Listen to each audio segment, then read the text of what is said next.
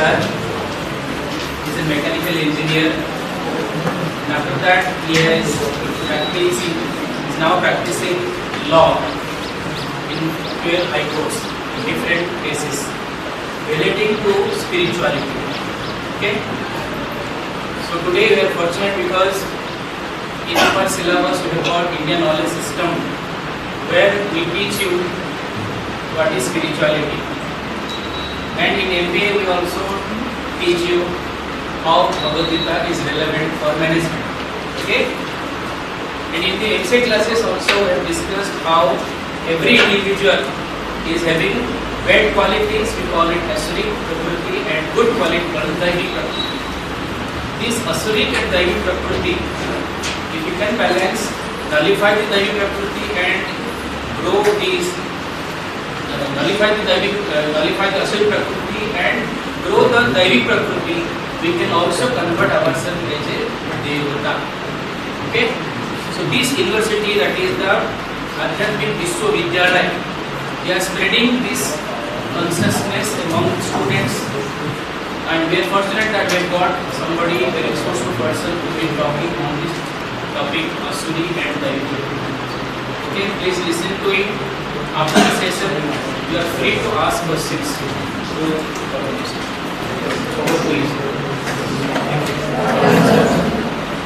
So today's topic is wisdom of Gita, divine virtues versus demonic traits.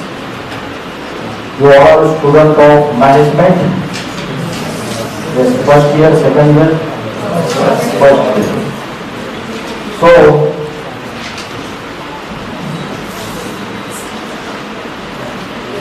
Hindi में comfortable है? हिंदी भगवत गीता में chapter number 16,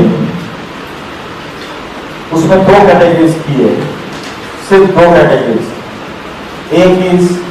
एक category है divine माना देवता, और दूसरी कैटेगरी है राक्षस, डेमन, जिसको आप बोलते हैं डेविल. ये दो ही कैटेगरीज की है सिर्फ, बाकी कोई कैटेगरी नहीं. मनुष्य ये कैटेगरी है ही नहीं. तो आज की डेट में अगर हम अपने आप को एसेस करें तो डेविल, लास्ट बेंच और डिवाइन, राम और रावण, ये दोनों हमारे अंदर मौजूद है या नहीं है? राम और रावण, राम मतलब डिविनिटी, रावण मतलब डेविल, शैतान, और अच्छाई और बुराई दोनों हमारे अंदर मौजूद है, और उसकी बैटल चलती रहती है अंदर ही अंदर. तो आज इसके बारे में हम डिटेल में देखेंगे, बहुत एंजॉय करेंगे आप लोग, क्योंकि मैं इसको कोरिलेट करूंगा जो प्रेजेंट सिचुएशन है सोसाइटी की, उससे कोरिलेट करने की कोशिश करूंगा. 2 मिनट के लिए टॉपिक स्टार्ट करने से पहले हम ध्यान करेंगे, जिसका प्रिसाइज वर्ड है योग. चैप्टर नंबर 6, श्लोक number 12 and 13 Bhagavad Gita. Unique method of meditation. पीठ सीधी, गर्दन सीधी, सर सीधा, और आपको सभी को भ्रुकुटी के बीच में, आज तक आपको किसी ने बताया नहीं होगा, भ्रुकुटी के बीच में यहां कॉन्सेंट्रेट करना है. Centre point of the forehead, जहां भारत की कन्या माताएं बिंदी लगाती है और पुरुष लोग टीका या तिलक लगाते हैं. ये centre point of the forehead, जिसको 7 चक्र में स्पिरिचुअल जो 7 चक्र बोले जाते हैं, उसमें आज्ञा चक्र बोलते हैं. आपको यहाँ पे कॉन्सेंट्रेट करना है. क्या कॉन्सेंट्रेट करना है आपको? जैसे आकाश में स्टार चमकता है, वैसा छोटा सा स्टार, पॉइंट ऑफ लाइट यहां पे चमक रहा है. मन में अलग अलग थॉट्स आएंगे. एक थॉट आएगा, उसके बाद दूसरा आएगा, तीसरा आएगा. थॉट्स के पीछे भागना नहीं है आपको, उसको डांट लगानी है, भाग जाए यहां से. अलग अलग चेहरे सामने आएंगे, लोग याद आएंगे, जिनको देखा नहीं वो भी याद आएंगे, सबको भगा दो. I am a point of light situated in the center point of the forehead. बाकी कुछ भी नहीं, सारे मल्टीपल थॉट्स को एक पॉइंट ऑफ लाइट में भ्रुकुटी के बीच में एकाग्र करो। Detach from the world, detach, disconnect completely from the world. कोई भी याद नहीं आना चाहिए, चाचा, काका, मामा, ताऊ, कोई याद नहीं आना चाहिए, कोई दोस्त, कोई टीचर्स, कोई पेरेंट्स, फैमिली मेंबर्स, कोई याद नहीं आना चाहिए। सिर्फ एक ही thought, I am a point of light situated in the middle of the forehead.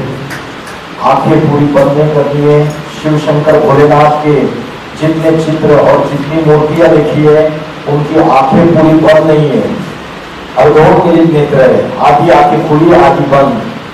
Bhagavad Gita में बोला है आंखें खुली रख के चंचल मन को भ्रुकुटी के बीच में पॉइंट ऑफ लाइट में एकाग्र करो। एक ही thought, I am a point of light situated in the center point of the forehead.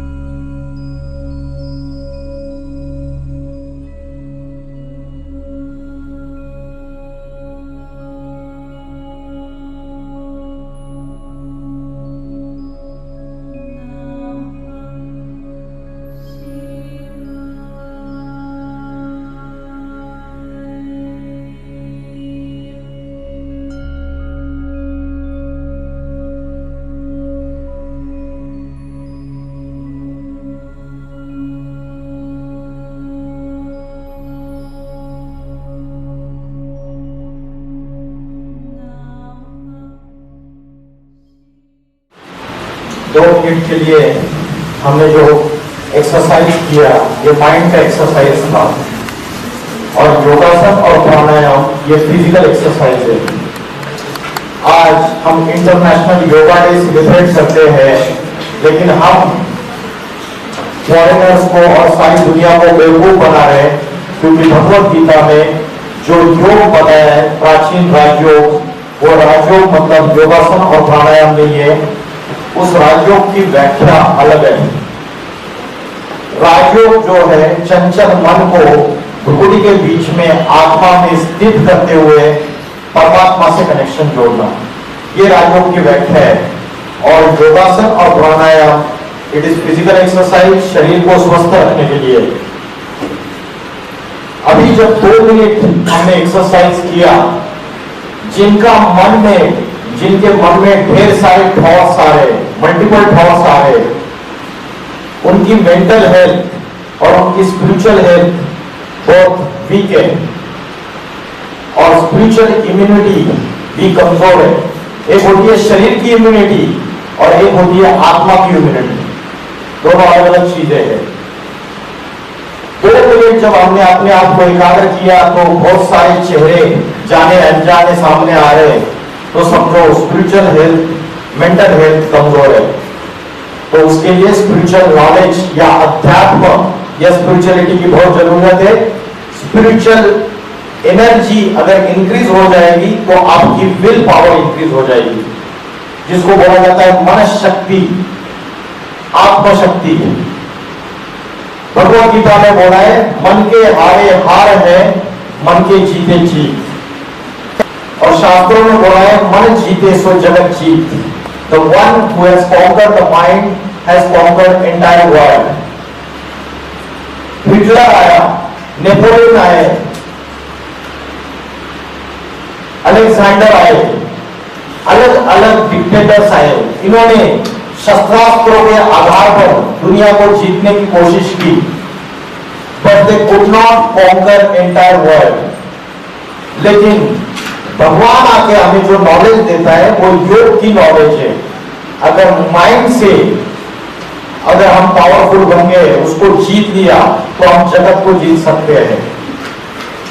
तो आज का जो टॉपिक है divine qualities versus demonic trace, chapter number 16, अध्याय 16 भगवत गीता का आप गूगल भी कर सकते हैं। कानपुर आईआईटी के जो स्टूडेंट्स हैं उन्होंने भगवत गीता का बहुत जबरदस्त रिसर्च किया है, और कानपुर आईआईटी भगवत गीता डालेंगे गूगल में तो उनकी वेबसाइट आ जाएगी, उनका रिसर्च वर्क आ जाएगा।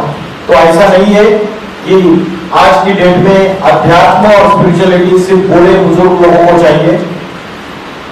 आज छोटे बच्चे से लेकर बूढ़े तक किसी का भी मन स्थिरियम नहीं है, एकाग्र नहीं है, सबका मन भटक रहा है। तो चंचल मन को एकाग्र करने के लिए आत्मा की नॉलेज है। अध्यात्म ये दो शब्दों से बनता है, अधि प्लस आत्मा। अधि मीन्स इनसाइड एंड आत्मा मीन्स सोल। आत्मा के अंदर की जो नॉलेज है उसे कहते हैं अध्यात्म। आज किसी भी स्कूल, कॉलेज, यूनिवर्सिटी में अध्यात्म की नॉलेज नहीं दी जाती है। आज जो एजुकेशन आप ले रहे हो that is called as formal education और सेकुलर एजुकेशन। इससे आपको डिग्री मिलेगी, डिग्री के बाद नौकरी मिलेगी।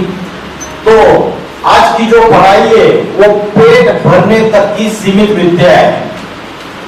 और आज से 300-400 साल पीछे जाएंगे तो गुरुकुल थे, और गुरुकुल में जो विद्या दी जाती थी वो विद्या चारित्र्य निर्माण वाली विद्या थी। उसमें जॉब सिक्योरिटी कभी भी नहीं थी। जॉब्स और ये सारी भौतिकता, ये मटेरियलिस्टिक लाइफ आ गया है।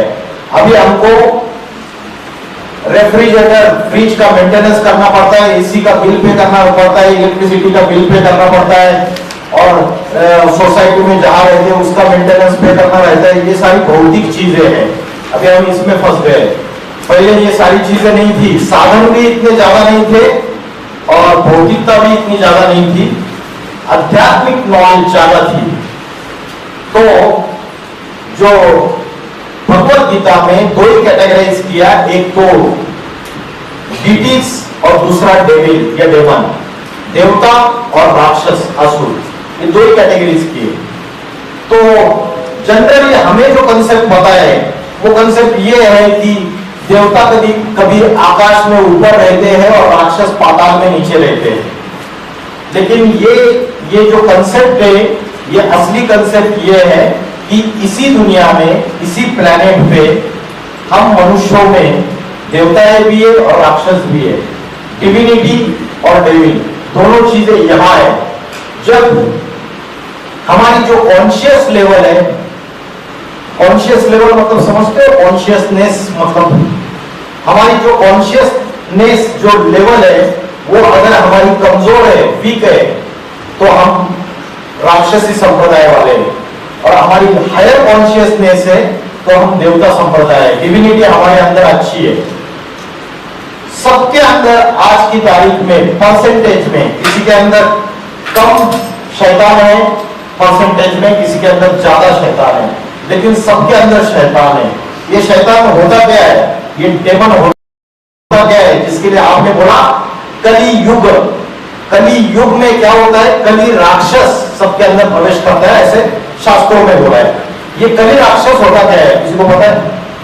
ये डेमन होता क्या है?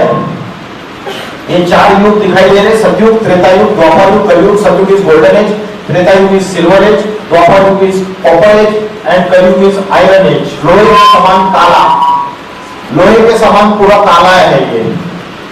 और इसको बोलते हैं कलयुग को झूठ खंड, और सतयुग को बोलते हैं सच खंड। ये कलयुग की जो दुनिया है इसको बोलते हैं पापी कलयुग, और सतयुग को बोलते हैं पावन सतयुग। तो जैसे रात्रि के बाद दिन होता है, वैसे ये युग का जो साइकिल है ये चेंज होता रहता है। सतयुग, त्रेता युग, द्वापर युग, कलयुग। और जो स्टेजेस है आपके सोल कॉन्शियसनेस के, वो स्टेजेस भी डिग्रेड होते हैं, अपग्रेड होते हैं। आप सतयुग में आपकी जो सोल की कॉन्शियसनेस है, जिसको आप बोलते हैं आत्मशक्ति, वो हाईएस्ट लेवल पे है। त्रेता युग में थोड़ी कम परसेंटेज, द्वापर युग में और कम, और कलयुग में लोएस्ट आपकी जो कॉन्शियसनेस लेवल है, आत्मशक्ति है, विल पावर है, मन की शक्ति है, डिविनिटी है, वो सबसे कम है कलयुग में।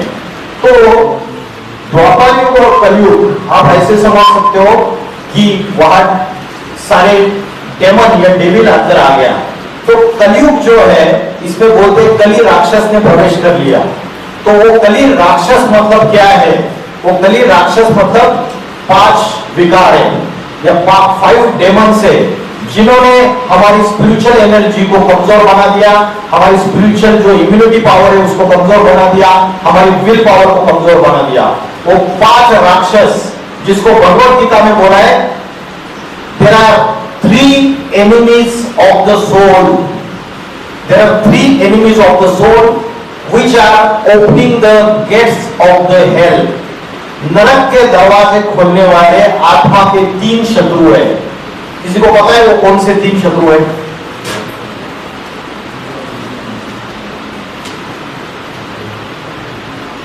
काम, क्रोध, लोभ, ये 3 गीता में बताए। काम मीन्स कर्म नहीं। हम आपको आध्यात्मिक लैंग्वेज में पूछ रहे हैं। काम मीन्स कोई एक बता दे, मैं सेटिस्फाई हो जाऊं। कोई एक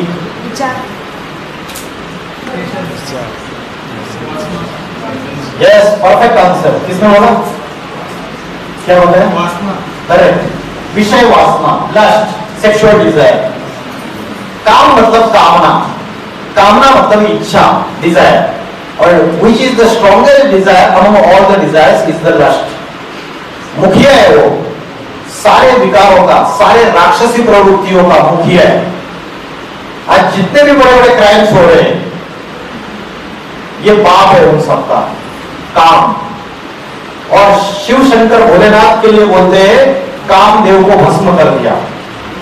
कामदेव कोई पर्सनैलिटी नहीं है, ये पर्सोनिफिकेशन नहीं है, ये स्पिरिचुअल, अगर उसका सीक्रेट आपको पता चलेगा, ये अपने अंदर की जो सेक्सुअल डिजायर है या लस्ट है, इसको भस्म कर दिया, मतलब इसको नष्ट कर दिया। इसलिए शंकर जो है उसकी हमेशा आपने देखा रहेगा शिवलिंग के रूप में पूजा होती है। यस, कॉन्कर्ड दैट ऑर्गन, बाकी किसी के बस की बात नहीं है, इसलिए वो परम पुरुष है। बाकी पुरुष है तो वो परम पुरुष है, हाईएस्ट कॉन्शियसनेस। तो मैंने बताया देयर आर 5 डेमन्स, काम, क्रोध, लोभ, मोह, अहंकार। मोह मीन्स अटैचमेंट, लगाव झुकाव की बीमारी लग जाती है ना आजकल, बहुत कुछ कॉलेज स्टूडेंट्स में तो ज्यादा होता है। काम, क्रोध, लोभ, lust, anger and greed, these are the 3 which are opening the gates of the hell. These are the enemies of the soul. जैसे मोबाइल की बैटरी यूज करने से डिस्चार्ज होती है, वैसे आपकी मन शक्ति, आत्मशक्ति, स्पिरिचुअल एनर्जी डिक्रीज होती है इन 3 एनिमीज की वजह से। ये आपकी बैटरी डिस्चार्ज करते हैं आत्मा की, और इसको चार्जिंग कैसे करना है आपको पता ही नहीं है। मोबाइल की बैटरी चार्जिंग करना पता है, शरीर को कैसे साफ सफाई रखनी है, स्वच्छता रखना है, क्लीनलीनेस रखनी है, ये पता है, लेकिन मन, बुद्धि और आत्मा की क्लींसिंग, प्यूरिफिकेशन कैसे करनी है हमें पता नहीं है, क्योंकि किसी भी स्कूल, कॉलेज, यूनिवर्सिटी में ये पढ़ाई नहीं जाती है। तो highest conscious stage divine qualities and low conscious stage demonic traits. Bhagavad Gita का 16वें अध्याय का पहला श्लोक, अभय सत्व संशुद्धि ज्ञान योग व्यवस्थिता दानम तपस्य यज्ञश्च स्वाध्याय तप आर्जवम। मैं ज्यादा डिटेल में नहीं जा रहा हूं, मैं सिर्फ एक ही शब्द उठा रहा हूं, सत्व संशुद्धि। सत्व संशुद्धि का मीनिंग है मन और बुद्धि की क्लींसिंग, सफाई, मन और बुद्धि की सफाई, सत्व संशुद्धि। तो माइंड एंड इंटेलेक्ट की क्लींसिंग कैसे करनी है? घर में अगर कूड़ा कचरा जमा होता है तो माँ सवेरे और शाम घर में 2 बार झाड़ू लगाती है, गार्बेज साफ कर देती है, बाद में डस्टबिन में डाला जाता है, और डस्टबिन जो है घर में नहीं रखी जाती। गवर्नमेंट ने स्वच्छता अभियान चालू किया है, डस्टबिन भी हम डिस्पोज ऑफ कर देते हैं, गाड़ी आती है सवेरे स्वच्छता अभियान की, गाना बजता है, आप वो डिस्पोज ऑफ कर देते हैं। तो गवर्नमेंट के पास प्लान है रोड साफ सफाई करने के, सोसाइटी में समाज में साफ सफाई रखने के, गार्बेज को क्लीन करने के, लेकिन गवर्नमेंट के पास रोज जो हमारे माइंड, इंटेलेक्ट और हमारे आत्मा में जो कचरा जमा हो रहा है उसकी क्लींसिंग करने के कोई प्लान नहीं है क्या कोई? और गार्बेज एक्यूमुलेट हो रहा है या नहीं हो रहा है? हाँ या ना? गांधी जी के 3 बंदर है, hear no evil, talk no evil and see no evil. और हम तीनों बंदर को वायलेट करते रहते हैं, रोज बुरा देखते हैं, बुरा सुनते हैं और बुरा देखते भी है, बोलते भी है। और चौथा बंदर है बुरा सोचना, बुरा सोचते भी है। तो ये चारों के चारों बंदर को वायलेट करते हैं, जिसकी वजह से गार्बेज हमारी मन, बुद्धि और आत्मा में एक्यूमुलेट होता रहता है। उसकी क्लींसिंग कैसे करनी है हमें कहीं भी सिखाया नहीं जाता है। जैसे डोंकी होता है, उसके मालिक ने उसके ऊपर 4-5 बोरी लाद दी, बरली की पोती और लाद दी, और वो गधा चला गया डेस्टिनेशन पे, जाके छोड़ के आ गया। 10-15 बोरी अगर लाद दी तो गधा रुक रुक के चलेगा। ऐसी हमारी हालत है आज। हमारी ओरिजिनल कैपेसिटी को हम यूज नहीं कर रहे। हमारे चेहरे लटके हुए, depression, tension, stress, anxiety, insomnia, रात को नींद नहीं आना, over thinking, multiple thoughts, suicidal thoughts. है किसी को प्रॉब्लम इधर? इसमें से कोई एक, सारे नहीं, एक तो होगा। छुपाओ मत, सच्चे बच्चे हो ना, कुछ भी नहीं है, सारे एकदम जबरदस्त देवताओं की महफिल में आए हो आज में। आज जो इंटरनेट, सोशल मीडिया, बहन जी, सोशल मीडिया और जो इंटरनेट टेक्नोलॉजी है, ये जो हम यूज कर रहे हैं, मोबाइल, लैपटॉप, टैब्स वगैरह सब कुछ यूज कर रहे हैं, ये सारा यूज करने से, लास्ट बेंच से हमारी बुद्धि श्रेष्ठ बन रही है या भ्रष्ट बन रही है? जोर से सुनाई कम देता है। अच्छा, सवेरे से लेकर रात तक हमने अपने माइंड का असेसमेंट किया, एनालिसिस किया और रात को डायरी में अपने लिखा। तो अगर आपने चेकिंग किया तो सवेरे से लेकर रात तक निगेटिव थॉट्स ज्यादा आते या पॉजिटिव थॉट्स ज्यादा आते? नेगेटिव। तो इसका सॉल्यूशन क्या है फिर? आज स्टडीज के अनुसार 90% से ज्यादा जो युवा है, they are habituated and addicted to this social media, this mobile and internet. As per research, internet का abnormal यूज आपकी ब्रेन की एक्टिविटी लो कर देता है। अगर इंटरनेट का नॉर्मल यूज है तो आपकी ब्रेन की एक्टिविटी भी नॉर्मल है। China is the first country who has declared that addiction of the internet is a disease. क्या बोला मैं? Addiction of the internet is a disease. और जैसे आपका IQ होता है, इंटेलिजेंस क्वोशेंट, वैसे EQ भी होता है। EQ मतलब क्या? Emotional quotient. और आप जो गंदे गंदे वेब सीरीज, आप सभी नहीं, कोई यार, जो गंदे गंदे वेब सीरीज रात को 12-1 बजे तक जग के देखते हैं, वायलेंस रहता है, उसमें सेक्सुअलिटी रहती है, उससे दिमाग में सारा कचरा जमा हो जाता है और हमारी इमोशनल हेल्थ पे ऊपर उसका असर हो जाता है। एग्रेसिवनेस, गुस्सा आना, बहुत वायलेंट होना, ये सारी बाकी की जितने भी 5 विकारों का मुखिया भी हावी बन जाता है।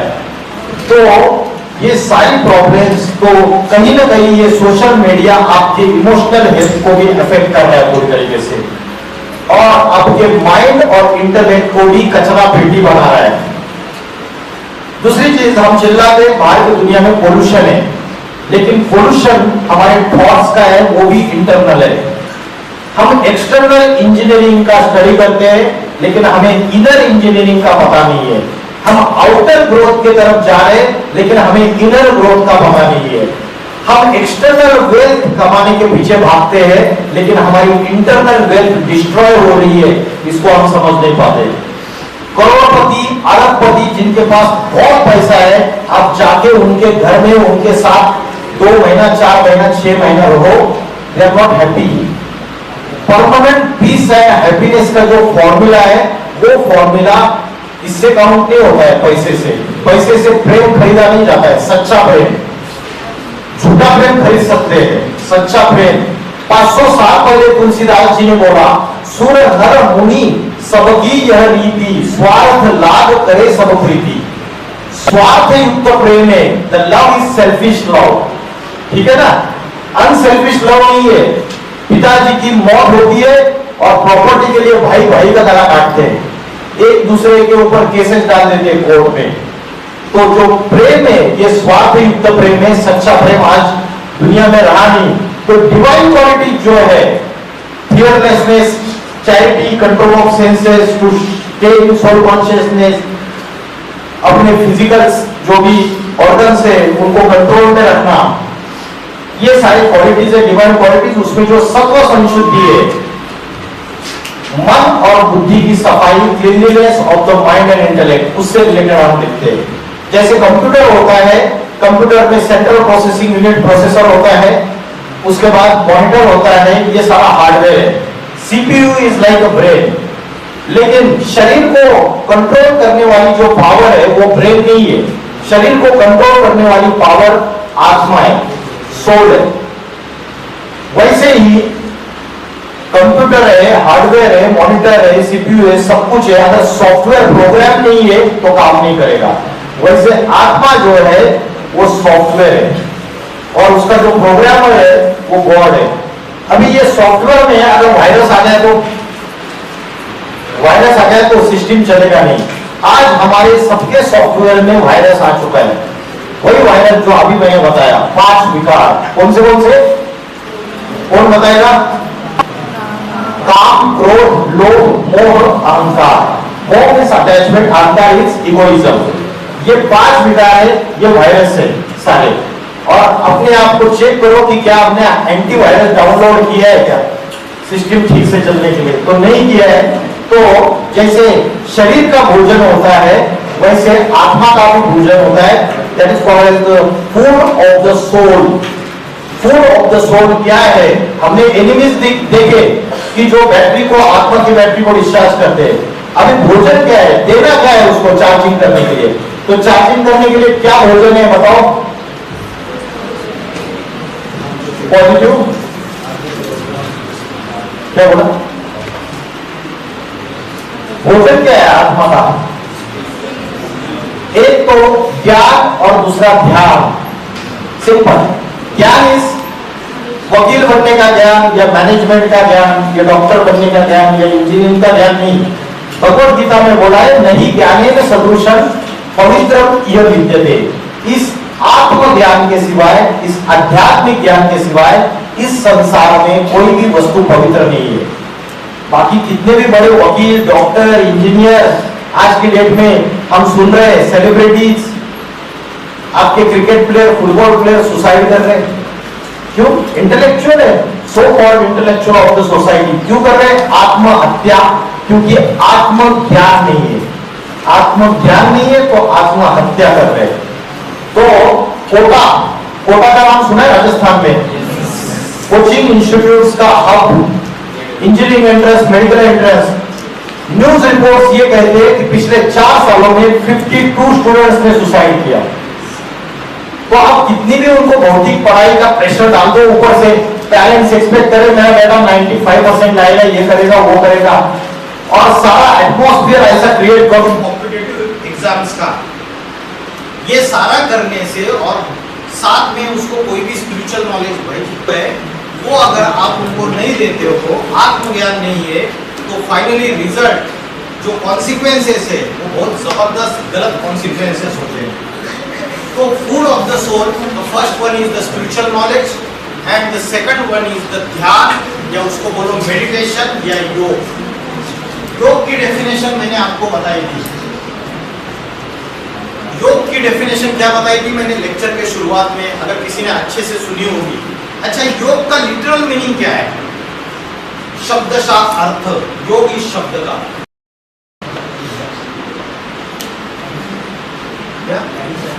एडिशन, और हाँ, किसी ने सही जवाब दिया था, कनेक्शन, परफेक्ट। इसका किससे कनेक्शन? आत्मा का परमात्मा से कनेक्शन। परमात्मा is supreme power, supreme authority, God, जिसके पास हाईएस्ट स्पिरिचुअल एनर्जी है, hub of spiritual energy, generator. और हमारी बैटरी छोटी सी जो डिस्चार्ज होके पड़ी हुई है, तो छोटी बैटरी को चार्जिंग करनी है तो जनरेटर से कनेक्शन जोड़ो ना। हम क्या करते हैं, छोटी बैटरी की चार्जिंग करनी है, छोटी बैटरी से ही कनेक्शन जोड़ते हैं, समझ रहे हैं? या तो ऐसा दोस्त बनाएंगे, हमें लग रहा है अरे मैं इनसे फ्रेंडशिप करूंगा ना मेरी लाइफ सुधर जाएगी, सारे टेंशन सॉल्व। उल्टा और ही टेंशन में फंस जाते हैं, क्योंकि उसकी बैटरी भी डिस्चार्ज वाली है, अपनी बैटरी भी डिस्चार्ज, दोनों की कनेक्शन और ही डिस्चार्ज।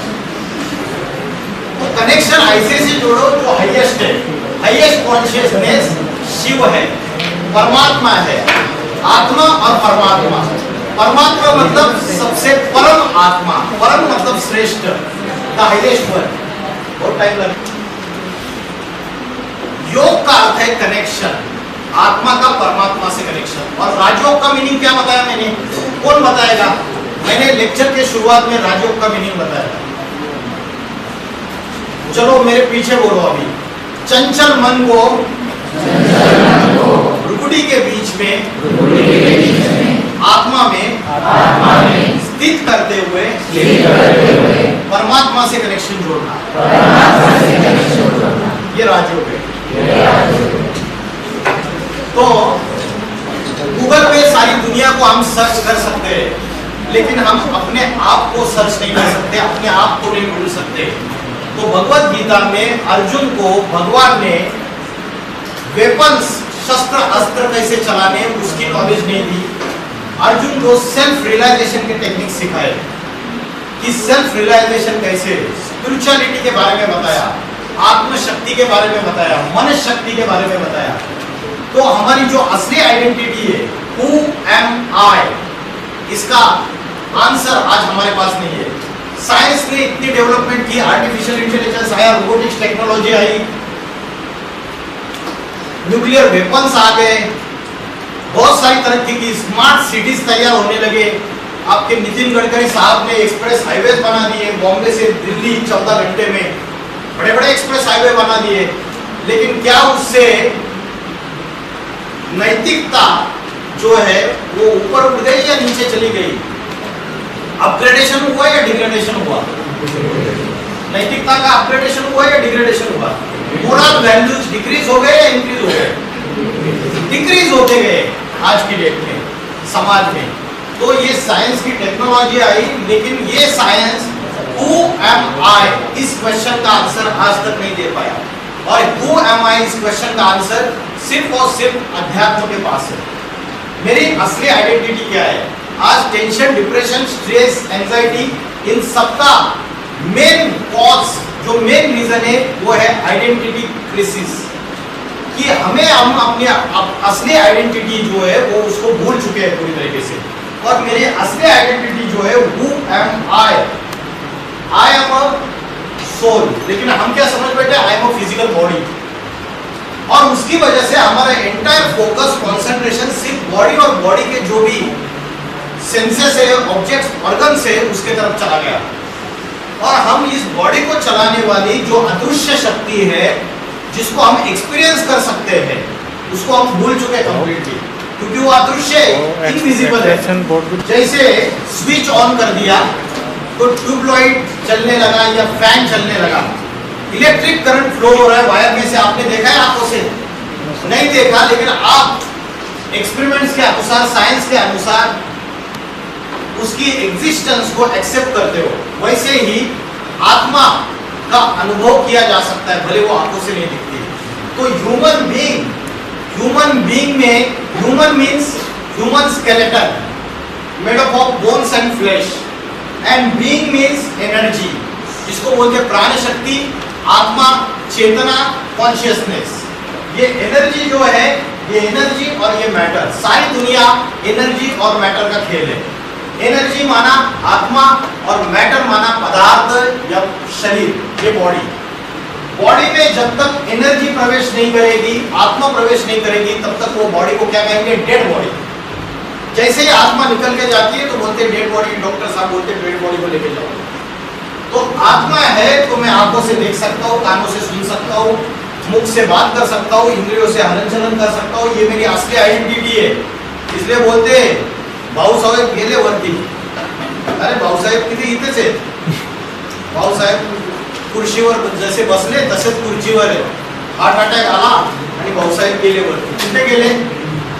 उनकी बॉडी जो फिजिकल बॉडी है एज इट इज है, तो शरीर भाऊसाहेब नहीं है। जो चले गए वो कुछ अलग है, जो चला गया वो आत्मा है। ये हमारी असली आइडेंटिटी है। आज मैं अगर आपको आइडेंटिटी पूछता हूँ तो आप क्या जवाब देते? आज जो हमारी असली आइडेंटिटी हम भूल चुके हैं। अगर मैंने बोला आप कौन है तो मुझे जवाब मिलता है मैं हिंदू हूँ। जवाब इनको पूछा कौन है, उन्होंने बोला मैं लड़की हूँ, इन्होंने बोला मैं लड़का हूँ।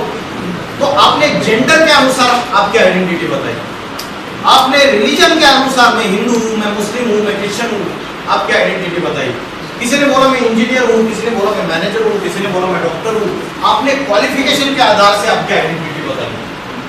किसी ने बोला मैं बंगाली हूँ, किसी ने बोला मैं मराठी हूँ, किसी ने बोला मैं बिहारी हूँ। आपने आपके लैंग्वेज के अनुसार, स्टेट के अनुसार आपकी आइडेंटिटी बताई।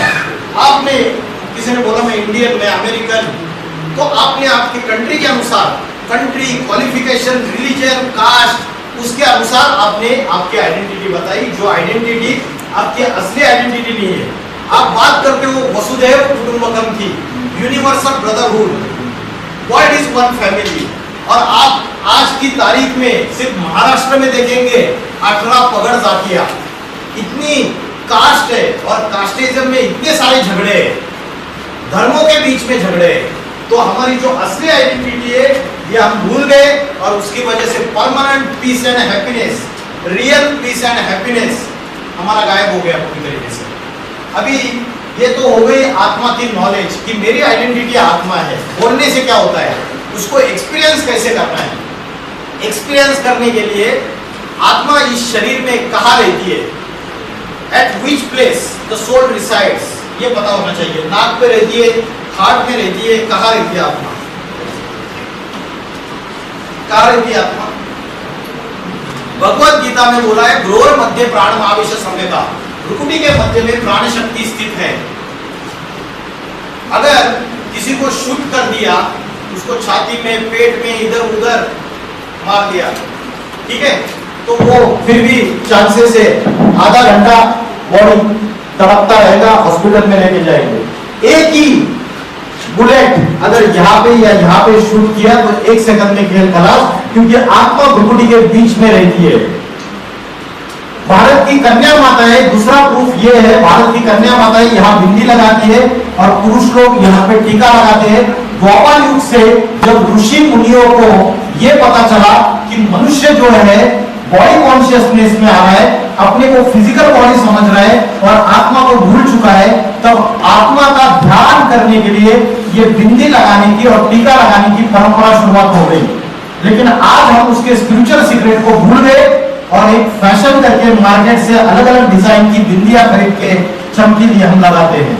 हमें पता नहीं है कि आत्मा यहाँ रहती है। तो आत्मा की जो नॉलेज है ये हम भूल गए। तो आत्मा का ध्यान करना ये सबसे बड़ा सॉल्यूशन है कि माइंड और इंटेलेक्ट की क्लींजिंग करने के लिए जो गार्बेज एक्यूमुलेट हो रहा है, तो उसके लिए सबसे अच्छा समय कौन सा है आत्मा का ध्यान करने का, बताइए? कौन सा अच्छा समय है? सबसे ब्रह्म मुहूर्त का समय है। सवेरे 2 बजे से लेकर 4:45 बजे तक का जो समय है वो ब्रह्म मुहूर्त का समय है। साइंस भी इस बात को मानता है कि उस समय कॉस्मिक एनर्जी सबसे ज्यादा होती है। उस समय वाइब्रेशंस सारे संसार में इतने प्योर वाइब्रेशंस होते हैं।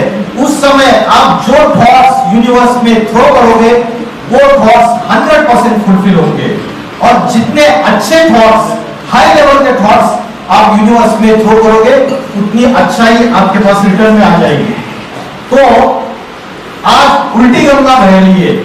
भगवत गीता बोलती है जो योगी पुरुष है, जो अपने मन को और अपनी इंद्रियों को संयम में रखना चाहते, कंट्रोल में रखना चाहते, वो ब्रह्म मुहूर्त के समय, सवेरे के समय जागृत अवस्था में रहते हैं। 4 बजे, 2 बजे से लेकर पौने 5 बजे का समय है। लेकिन आज की डेट में क्या हो रहा है, कितने बजे सोते हो आप रात को?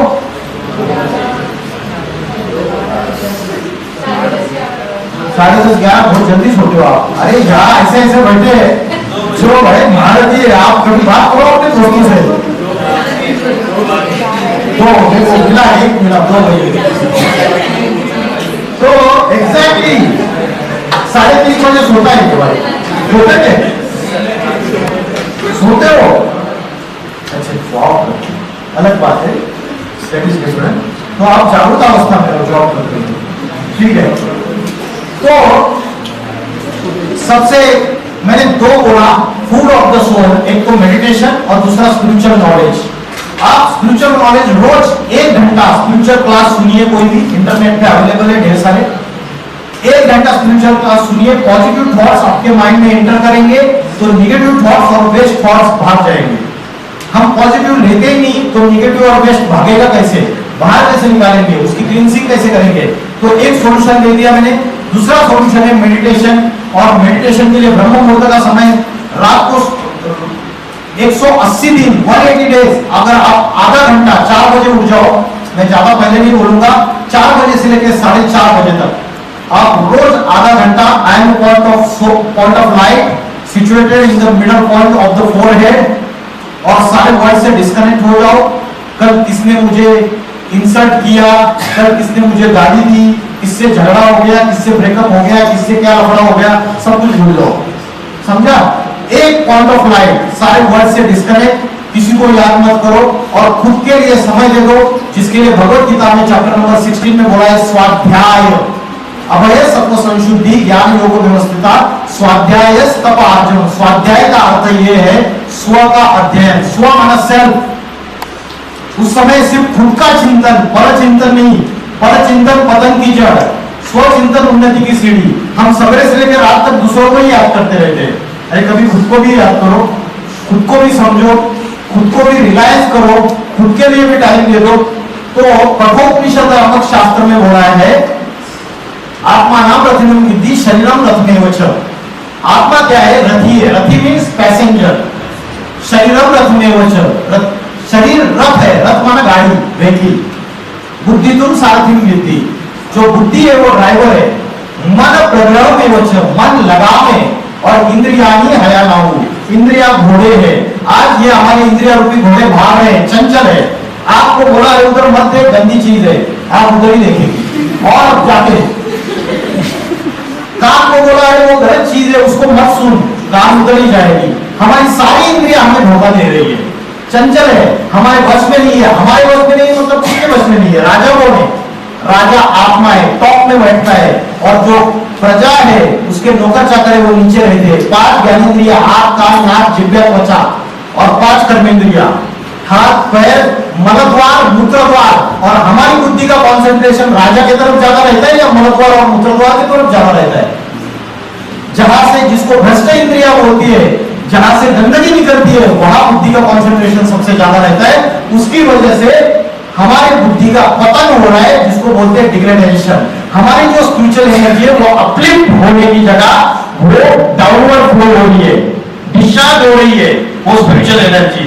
और उसकी वजह से रियल पीस एंड हैप्पीनेस, सारे साधन इकट्ठा कर लिए, घर में फ्रिज लाया, एयर कंडीशनर लाया, वॉशिंग मशीन लाई, लग्जरियस कार लाई, 3 BHK 4 BHK का फ्लैट लिया, सब कुछ इकट्ठा कर लिया, सारे साधन। तो उसके बावजूद सुख नहीं मिल रहा है, शांति नहीं मिल रही है, क्योंकि अंदर से कुछ नहीं है ना, अंदर से खोखला है। तो अंदर से पावरफुल बनाने के लिए आपको ध्यान देना पड़ेगा। भगवत गीता में बोला है इंद्रियाणि पराण्याहु, इंद्रिया बड़ी प्रबल है, दे आर स्ट्रॉन्गर। इंद्रियोभ्यो परम मनाहा, इंद्रियों से भी पावरफुल मन है। और मन से भी पावरफुल क्या है? मनतस्तु परा बुद्धि, और मन से भी पावरफुल है क्योंकि बुद्धि, इंटेलेक्ट, और इंटेलेक्ट से भी पावरफुल है सुप्रीम पावर, जो बुद्धिमानों का बुद्धिमान है, intellectual of the intellectual, Shiva या परमात्मा या गॉड। तो हमारा हम 15 अगस्त में स्वतंत्रता दिन सेलिब्रेट करते हैं, लेकिन मैं बोलता हूं हम आज भी पारतंत्र में, हम अपनी इंद्रियों के गुलाम हैं, हम अपने मन के भी गुलाम हैं। जब तक हम अपनी इंद्रियों को वश में नहीं करेंगे, अपने मन को वश में नहीं करेंगे, तब तक आप जितना भी प्रोग्रेस करो, आउटर ग्रोथ कितना भी करो, फिर भी आप नीचे ही हो। आपका इनर ग्रोथ जब तक नहीं होगा, तब तक आपकी perfect personality as a manager, आप कॉर्पोरेट वर्ल्ड में जाओगे, उधर आपके स्पिरिचुअल एनर्जी अच्छी नहीं रहेगी, तो आप जो चैलेंजेस है उसको फेस नहीं कर सकते। आत्मा की अष्ट शक्ति है। There are 8 powers of the soul. The first is power of tolerance, सहन करने की शक्ति। बच्चा पेड़ को पत्थर मार रहा है और पेड़ उसके रिटर्न में उसको आम दे रहा है। हमें कोई एक गाली देता है तो हम उसके रिटर्न में 10 गालियां देते हैं। हमें कोई एक थप्पड़ मारता है तो हम उसके रिटर्न में 10 थप्पड़ मारते हैं। तो पावर ऑफ टॉलरेंस ये आत्मा की शक्ति है। आत्मा की शक्ति पावरफुल, तो आत्मा की जो 8 पावर्स है वो भी पावरफुल है। Power to face the challenges, सामना करने की शक्ति, सहन करने की शक्ति, निर्णय करने की शक्ति, decision making power. Power to discriminate, परखने की शक्ति, सहयोग करने की शक्ति, power to cooperate, team work, ये सारी आत्मा की पावर से। आज लड़कियां शादी करके ससुराल जाती है और 10 दिन में वापस आ जाती है। क्यों? क्योंकि सहन शक्ति की कमजोर हो गई, पावर ऑफ टॉलरेंस। हमारी जो माताएं हैं, वो पिताजी शराब पी के आते थे, पत्नी को भी मारते हैं, बच्चों को भी पीटते हैं, सब कुछ करते हैं, फिर भी परिवार से कभी दूर नहीं जाती है। ऐसे ही सबको बड़ा करती है और परिवार को फूला फला कर देती है। लेकिन आज क्या हो गया? आज सहन शक्ति कमजोर हो गई, पावर ऑफ टॉलरेंस, क्योंकि आपकी आत्मा की शक्ति, आपकी स्पिरिचुअल एनर्जी कमजोर हो गई। Power to face challenges, power to cooperate, team work, decision making power, ये बुद्धि की पावर है। What is right and what is wrong, सत्संग विवेक बुद्धि बोलते हैं। What is good and what is bad, ये डिसीजन लेने वाली बुद्धि है। तो आज की डेट में हम क्या चॉइस ज्यादा करते हैं? राइट एंड रॉन्ग के बीच में रॉन्ग, और गुड एंड बैड के बीच में बैड। क्योंकि बुद्धि जो है हमारी डिग्रेड हो गई, उसकी वजह से हम आज सही डिसीजन मेकिंग पावर भी यूज नहीं कर रहे। तो सॉल्यूशन क्या है? सॉल्यूशन इज राजयोग। ये व्यक्ति बैठा है, आत्मा का ध्यान करते हुए सुप्रीम पावर से कनेक्शन जोड़ रहा है। जिस आसन पे बैठे हैं उसके 4 पिलर से, the first pillar is the brahmacharya, that is called as self control, celibacy, purity of mind, purity of speech and purity of karma. शुद्धि, मन की शुद्धि, वाचा की शुद्धि और कर्मों में पवित्रता। The second one is the pure food, जैसे खाओगे अन्न वैसे बनेगा मन, जैसे पियोगे पानी वैसी होगी वाणी। As a food so the mind. 5 star hotel में जो शेफ खाना बना रहा है, खाना बनाते वक्त उसके मन में मर्डर करने के विचार चल रहे हैं, उसके मन में वेश्या वृत्ति के विचार चल रहे, वेश्यागमन करने के, और वो खाना बना रहा है, बढ़िया बढ़िया मसाले डाल रहा है, डिलीशियस टेस्टी खाना फूड सर्व कर लिया आपके सामने। तो जो भोजन बनाते वक्त उसके आंखों से हाथों से जो वाइब्रेशन निकल रहा है, उस वाइब्रेशन का असर अन्न के ऊपर हो रहा है। जो अन्न ग्रहण कर रहा है उसके ऊपर भी उसका असर हो रहा है, और उसका माइंड भी वैसे ही हो जाएगा। इसलिए घर में अगर जो खाना बनता है, जो शीरा है, शीरा घर में बनाया तो वो शीरा है, वही मंदिर में बनाया तो वो प्रसाद है। अरे प्रसाद क्यों ना आले में मंदिर, अरे वो तो शीरा है, वो तो घर में भी बनाया, क्यों उसको प्रसाद क्यों नहीं कहेंगे? इसलिए नहीं कहेंगे कि परमात्मा की याद में, शांत मन से, प्रसन्न मन से, ईश्वर की याद में जो भोजन हम पकाते हैं, अच्छे माहौल में, प्रसन्न माहौल में, उधर पापा मम्मी को गालियां दे रहे, मम्मी पापा दोनों की लड़ाई हो रही है और खाना बन रहा है, तो उसका जो वाइब्रेशन से, वो जो मूड से, वो एंगर है, वो सारा खाने में भी उतर रहा है। ये सूक्ष्म चीज है, ये विजिबल नहीं है, लेकिन ये अफेक्ट करती है। आपके मूड स्विंग होते हैं, आपके मन के ऊपर असर होता है, उसका सारा कनेक्शन आपके भोजन से भी है। और तीसरा पिलर है डिवाइन क्वालिटीज, और चौथा पिलर है ट्रू कंपनी, मीन्स सत्संग। कलियुग में 2 दोष है। कलियुग में पहला दोष है अन्न दोष और दूसरा दोष है संग दोष। संग तारे कुसंग गोरे। गुड कंपनी आपको अच्छी जगह लेके जाएगी, बैड कंपनी गड्ढे में लेके जाएगी। आज हमने अगर 100 लोग मिल गए हमको, तो 99 लोग हमको गलत राह पर लेके जाने वाले व्यक्ति। एक कोई अच्छा होता है जो सही जगह लेके जाता है। तो ये 4 पिलर्स है, इस 4 पिलर्स को आप फॉलो करोगे और आत्मा का ध्यान, कनेक्शन, ये सारी चीजें करोगे तो राजयोग की जो शक्ति है, आपके अभय सत्व संशुद्धि, मन और बुद्धि की क्लीनलीनेस, सफाई, इन सारी चीजें आपकी बढ़ जाएंगी। उसके बाद मेरे पास कितना टाइम है और कितना बोल सकता हूँ? 10 मिनट और, ठीक है। अभी आगे क्योंकि बहुत इंटरेस्टिंग है इसलिए मुझे भगाना पड़ेगा। इतना इंटरेस्टिंग है, आप मेरे को लेक्चर होने के बाद बोलना कि आगे का एपिसोड कैसे इंटरेस्टिंग है।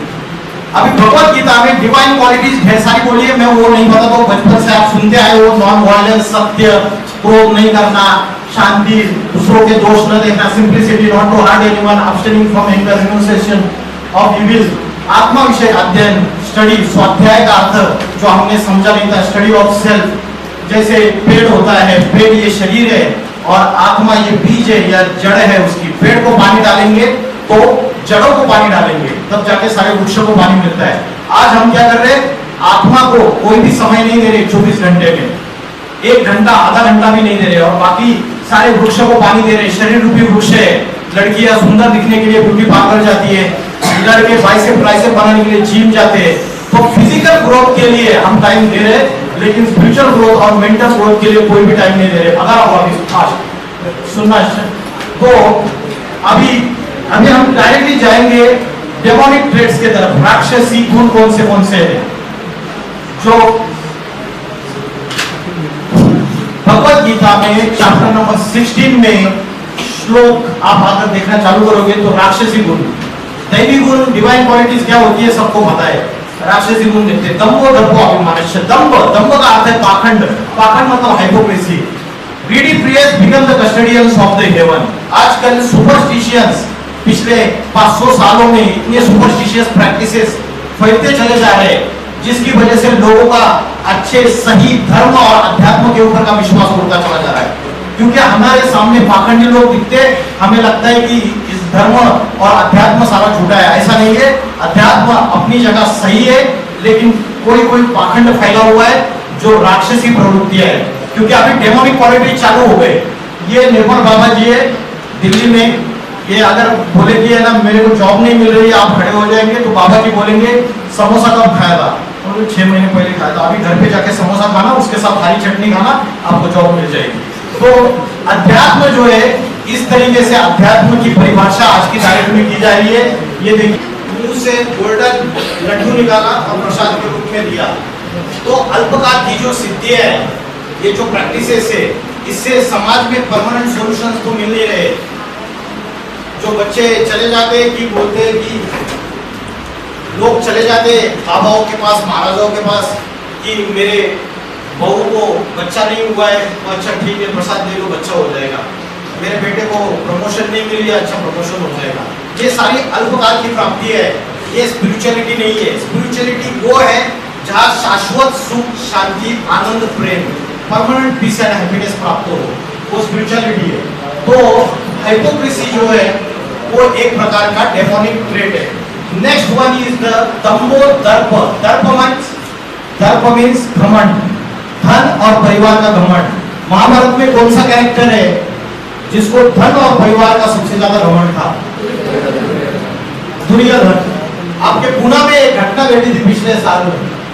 पौष्यकार लेके बिल्डर का बेटा 16 साल की उम्र, अपने फ्रेंड्स के साथ शराब पी बार एंड रेस्टोरेंट में। उसके बाद कार जो जिसका maximum speed 250 kilometre per hour या 300 किलोमीटर पर आवर होता है, लग्जरियस कार है, बहुत महंगी है। धन परिवार का घमंड।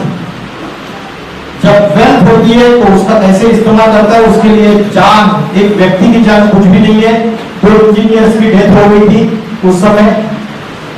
उसके बाद भगवत गीता में राक्षस, ये मैंने दंभ और दर्प, हिपोक्रेसी, और दूसरा धन और परिवार का घमंड, ये राक्षसी क्वालिटीज है। आप अपने आप में चेक कर सकते हो सूक्ष्म लेवल पे मेरे अंदर क्या है क्या नहीं है।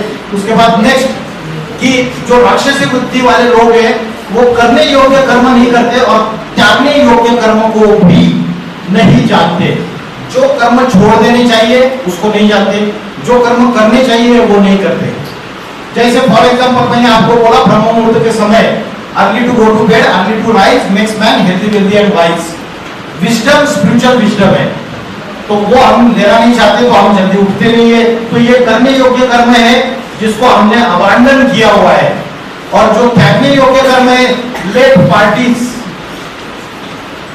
रात को देर रात तक पार्टीज, वेब सीरीज देखो, गलत गलत चीजें देखो, मोबाइल में बने रहो, तो ये सारे चीज त्यागने योग्य कर्म है जो हम नहीं त्याग पाते हैं।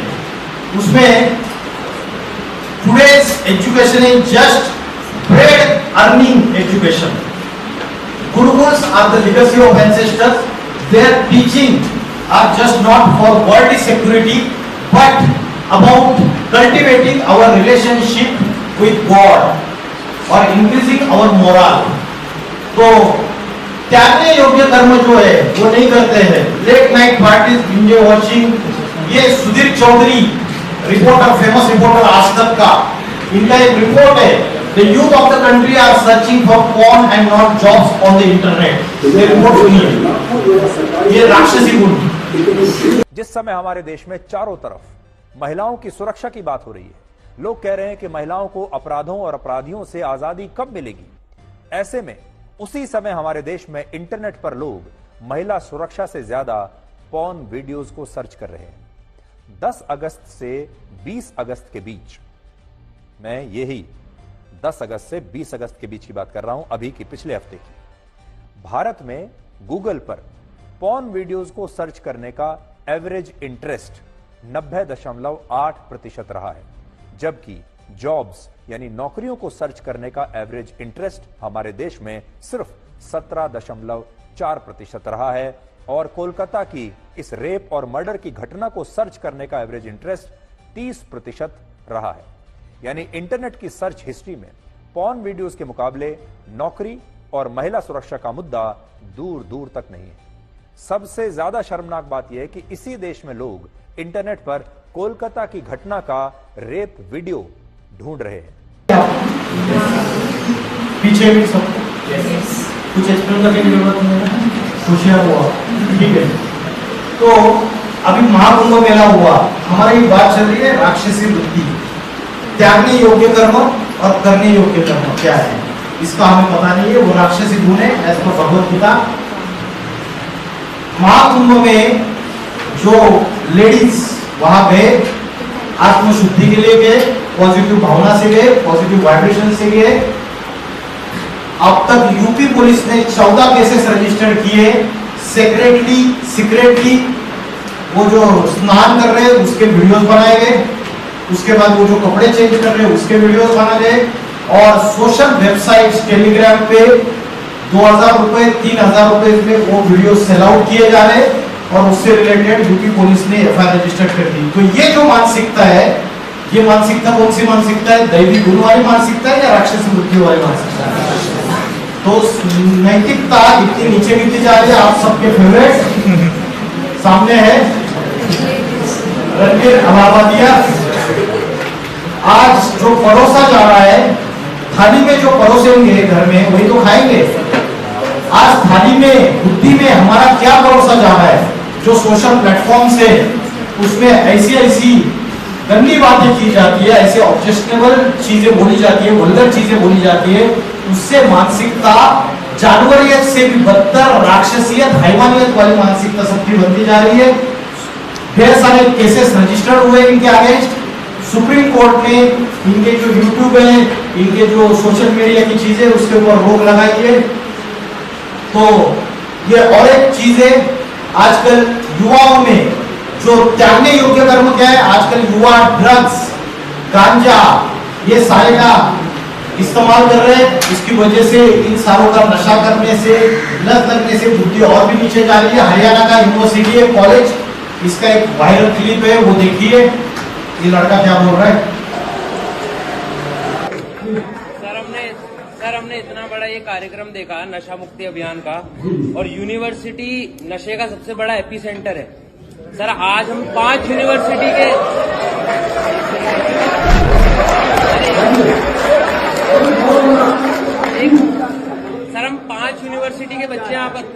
यूनिवर्सिटी के बच्चे यहाँ पर बैठे हैं।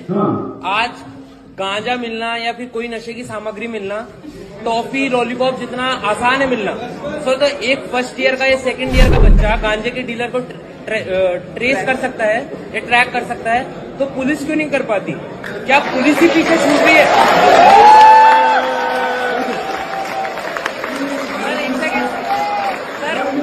Sir let me complete. Sir मेरा जो मानना है, क्योंकि मैं भी सोसाइटी में रहता हूँ, यूनिवर्सिटी का स्टूडेंट हूँ सर, यहाँ सामने चौकी है और चौकी के सामने ही गांजा मिलता है, तो क्या आपको नहीं लगता ये हालत है? नॉर्थ इंडिया में ये चीजें बहुत ज्यादा चल रही है। पंजाब, दिल्ली, नॉर्दर्न इंडिया में, यूपी, सब जगह ये चीजें बहुत ज्यादा बढ़ चुकी है। यहाँ का मुझे पता नहीं है, आप है तो भी बताओगे नहीं।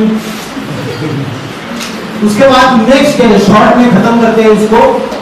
नेक्स्ट है भगवत गीता का श्लोक जो है, इसमें बोला कि काम, क्रोध, लस्ट एंड एंगर, इससे वशीभूत होकर काम वासना को भोगने के लिए अन्याय पूर्वक धन का संचय करते हैं।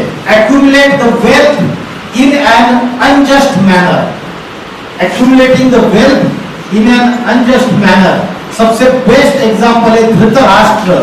धृत मतलब धारण कर ली, जिसने अन्याय पूर्वक सारे राष्ट्र की धन संपत्ति अपने हाथ में धर ली, वो धृतराष्ट्र। ऐसे धृतराष्ट्र आज की तारीख में अवेलेबल है। पहला धृतराष्ट्र है Harshad Mehta, stock market scam, ₹4,000 crore. नाम सुना है आपने? ₹4,000 करोड़। आज मिडिल क्लास लोगों को 10 लाख 20 लाख है तो भी बड़ी बात है, भाई 4,000 करोड़ का स्कैम करता है। अमीर अमीर बनता जा रहा है और जो गरीब है गरीब बनता जा रहा है। भगवत गीता में बोला है काम, क्रोध, विषय वासनाओं के वशीभूत होकर अन्याय पूर्वक धन संचय करने वाले राक्षसी वृत्ति के लोग हैं। नेक्स्ट है विजय माल्या, किंगफिशर का ओनर। इन्होंने 9,000 करोड़ का स्कैम किया है। उसके बाद नेक्स्ट है नीरव मोदी, इन्होंने 13,000 करोड़ का स्कैम किया है। पंजाब नेशनल बैंक का स्कैम है, इनके ऊपर एक्यूजेशन से मनी लॉन्ड्रिंग का केस भी है। 2G स्कैम सुना है आपने? एक ये राजा पॉलिटिशियन कांग्रेस का इन्वॉल्व है, इसमें 1.76 लाख करोड़ का स्कैम है ये। तो अन्याय पूर्वक धन संचय करने वाले राक्षसी प्रवृत्तियां, तो राक्षस है या नहीं इस दुनिया में? है। उसके बाद कॉमनवेल्थ गेम्स, पुणे के MP member of parliament Suresh Kalmadi, Congress government में, और इन्होंने कॉमनवेल्थ गेम जो दिल्ली में हुए थे 2010 में, उसमें स्कैम किया था, 70,000 करोड़ का स्कैम किया था। तो अन्याय पूर्वक धन संचय इकट्ठा करने वाले। अभी नीट के एग्जाम्स हुए थे, तो medical entrance exam paper leak हुए थे या नहीं हुए थे? हुए थे। सुप्रीम कोर्ट में केस गया था, बाद में सारी चीजें दबाई जाती है, ये वो किया जाता है। तो आज हर जगह भ्रष्टाचार है, हर जगह स्कैम से, और अन्याय पूर्वक एवरी इंस्टीट्यूशन या वहां के जो जिस तरीके से रिक्रूटमेंट होती है, वेस्ट बंगाल में जो टीचर्स रिक्रूटमेंट घोटाला हुआ था, तो सब जगह स्कैम्स के अनुसार, रिकमेंडेशन के अनुसार नौकरियां मिलती है। आर्मी भी उससे छूटा नहीं, कुछ भी नहीं छूटा है देश का कोई भी हिस्सा। उसके बाद नेक्स्ट है कि भगवत गीता में बोला है कि काम महाशत्रु है, the lust is the biggest enemy, ऐसे भगवत गीता में बोला है। लेकिन दूसरी तरफ जो राक्षसी प्रवृत्ति के लोग हैं, वो क्या बोलते हैं?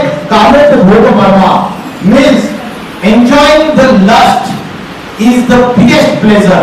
उनके अकॉर्डिंग राक्षसी प्रवृत्ति के लोगों के द्वारा। तो उसकी वजह से आज वो ऐसी घटनाओं को अंजाम देते। मैरिटल रेप, सुप्रीम कोर्ट में केस पेंडिंग है। Supreme Court is concern about this marital rapes, और ये एट्रोसिटीज वुमेन के ऊपर बढ़ती चली जा रही है। उसके बाद नेक्स्ट है बोला है कि जगत के बैरी बनकर क्रूर कर्म करने वाले, कैसे कर्म? क्रूर कर्म, एट्रोसिटीज कमिट करते हैं। क्रूर कर्म करने वाले जगत के बैरी बन के, मतलब सारी दुनिया के एनिमीज बन गए और दुनिया का महाविनाश, डिस्ट्रक्शन करने के लिए तैयार हो गए। ये भगवत गीता का श्लोक बता रहा है, लेकिन प्रैक्टिकल ऐसे लोग मौजूद है। क्रूर कर्म मतलब एट्रोशियस, क्रूर, देखो निर्भया का केस 2012 का कितना क्रूएल तरीके से घटना घटी थी, आप लोग देख सकते हो। ये जो केस है तो ये राक्षसी वृत्ति, नराधम वृत्ति के लोग थे जिन्होंने ये घटना को कमिट किया। 10 month old baby sexually assaulted by a family friend in Bharuch. तो छोटी छोटी बच्चियों के ऊपर बलात्कार हो रहे, ये सारी राक्षसी प्रवृत्तियां है या नहीं है? और ये मानसिकता क्यों बढ़ती चली जा रही है? मेडिकल साइंस बोलते हैं कि अरे उमन है तो एक पेग रोज ले सकते हैं ड्रिंक शराब का, और मेरे तो 2 पेग ले सकते हो, और बोलते हैं कि उससे हार्ट अटैक नहीं होगा या ये मेडिकली फायदा होगा आपको। जबकि अध्यात्म बोलता है कि शराब पीने से 5 विकार बढ़ जाते हैं, काम, lust, anger, greed, attachment, egoism सारा बढ़ जाता है, शैतान आ जाता है उसके अंदर पूरी तरीके से, और वो जो क्राइम्स करता है।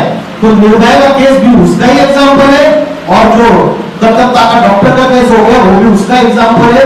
तो ये सारे चीजें बढ़ती चली जा रही है, और जो बोला जगत का वैरी बन के जगत के विनाश के लिए तैयार है, तो आज देशों में वॉर्स चल रहे हैं, सारी दुनिया में दंगे चल रहे हैं, हिंदू मुस्लिम दंगे चल रहे हैं, सिविल वॉर चल रहे हैं, रशिया और यूक्रेन के बीच में वॉर 2 साल से चल रही है, इजराइल, पैलेस्टाइन, लेबनान, ईरान, इनके बीच में वॉर चल रही है।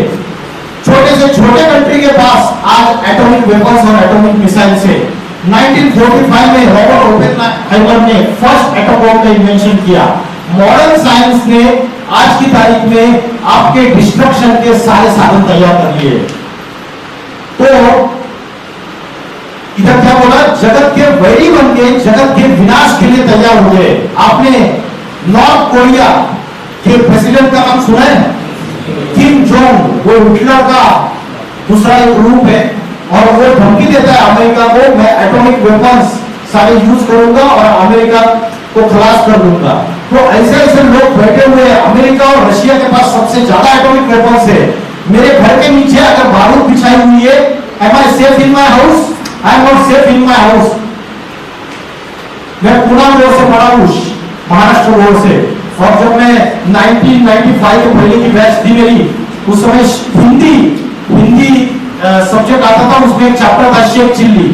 शेख चिल्ली जिस पेड़ की डाली पे बैठा हुआ है उसी डाली को काट रहा है, तो खुद भी नीचे गिरेगा या नहीं गिरेगा? तो मनुष्य ने अपने विनाश के, ह्यूमैनिटी को खत्म करने के सारे साधन तैयार कर लिए, और ये न्यूक्लियर वेपन्स जितने भी है हमारे घर के डेकोरेशन के लिए नहीं है। सारी दुनिया आज की डेट में 3rd वर्ल्ड वॉर के कगार पे खड़ी है। जब डोनाल्ड ट्रंप की अपॉइंटमेंट हुई तो डोनाल्ड ट्रंप ने अपने स्पीच में बोला कि मैं 3rd वर्ल्ड वॉर होने नहीं दूंगा। इसका मतलब उसके पास पूरी इंफॉर्मेशन है कि दुनिया 3rd वर्ल्ड वॉर के कगार पे खड़ी हुई है। अगर 3rd वर्ल्ड वॉर होगा तो न्यूक्लियर वॉर होगा 100%, और न्यूक्लियर वेपन्स अगर यूज किए जाएंगे तो रिमोट कंट्रोल का एक बटन प्रेस करने से 1 सेकंड में सारी दुनिया खलास हो जाएगी। हमारे विनाश के सारे साधन हमने मॉडर्न साइंस का यूज करके तैयार कर लिए। मॉडर्न साइंस डिस्ट्रक्शन की तरफ लेके जा रहा है, और स्पिरिचुअलिटी जो साइलेंस की पावर है वो हमें कंस्ट्रक्शन, नवयुग, सतयुग, राम राज्य की तरफ लेके जा रही है। तो वर्ल्ड वॉर 3 हो गया, न्यूक्लियर वॉर हो गया, न्यूक्लियर एक्सप्लोजन अगर हो गया तो अर्थ का टेम्परेचर इंक्रीज हो जाएगा। अर्थ का टेम्परेचर इंक्रीज होने से नॉर्थ पोल और साउथ पोल में जो ग्लेशियर्स है वो मेल्ट हो जाएंगे, और उससे समुद्र का जो वाटर लेवल है वो बढ़ जाएगा। उससे बड़े बड़े islands, Bombay, Visakhapatnam, Cochin, Kanda, New Zealand, Australia, Europe, ये सारे आइलैंड्स है, अमेरिका, रशिया, अफ्रीका, चाइना, ये सारे समुद्र के अंदर समा जाएंगे। महाविनाश होगा, mass destruction will take place. Bharat के जो स्क्रिप्चर्स है बोलते हैं शंकर ने जब तीसरा नेत्र खोला, 3rd आई ऑफ विजडम यह होता है, शंकर ने जब तीसरा नेत्र खोला तो सारी दुनिया में महाप्रलय हो गया, महाविनाश हो गया। तो अभी जो प्रेजेंट टाइम है, ईश्वर, परमात्मा, गॉड, शिव इस धरती पर अवतरित हो चुके हैं। He comes as a teacher, he gives the teaching of the spiritual knowledge, और ये जो समय चल रहा है ये युग परिवर्तन का समय चल रहा है, पापी कलयुग से पावन सतयुग। और हम अभी बीच में खड़े हुए, थोड़े वर्ष बचे हुए। ये क्लिप देखिए, एक वीडियो क्लिप। अगर न्यूक्लियर वॉर होगा, थर्ड वर्ल्ड वॉर होगा तो क्या होगा?